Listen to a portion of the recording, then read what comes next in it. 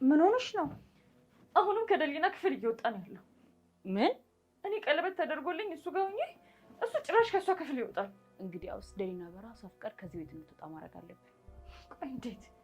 ካሌብ እንደሆነ በእናቱ አይደራደርም። ስለዚህ በማየ እንሄድበታለን። ምን ማለትሽ ነው?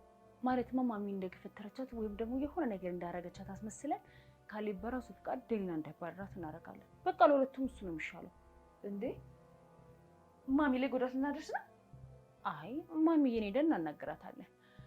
ያው እንድትገፈተር ወይም ደግሞ እግሯን የሆነ ነገር እንድትጎዳ እናስመስልና ከዛ ካሌብ በገዛ ፍቃዱ ደሊናን ከቤት ያስወጣታል።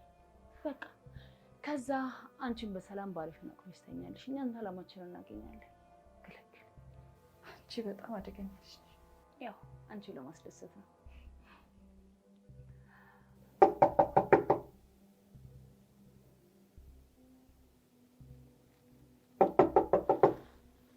ማን ነው?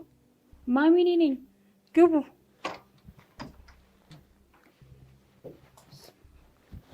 ውሽ አስደነግጥንሽ እንዴ? ምንድን ነው? ምን ሆናችሁ ነው? ካሌብ አሁንም ደሊና እንወዳታለን። ምን? ዛሬ ማታ ከሷ ክፍል ሲወጣ አይተነዋል። እቺ ልጅ በቃ እስካሁን ቤቴ መበጥበጥ አላቆመችም ማለት ነው? ማሚ እኔ ካሌብን ማጣት አልፈልግም። አታስቢ የኔ ልጅ፣ ካሌብ ደግሞ ባልሽ ነው። ግን ደሊና እዚህ እስካለች ድረስ ችግሩ እኮ አያበቃም። ምን ማለትሽ ነው? ያው ካሌብ በራሱ ፍቃድ እንዲያባረራት ማድረግ አለብን። እንዴት? ነገ ደሊና ከአንቺ ጋር ጣልታ ቡናን የደፋችብሽ እናስመስላለን። ምን? ማሚ እባክሽን ለኔ ብለሽ ብቻ ይሄን ነገር አድርጊ።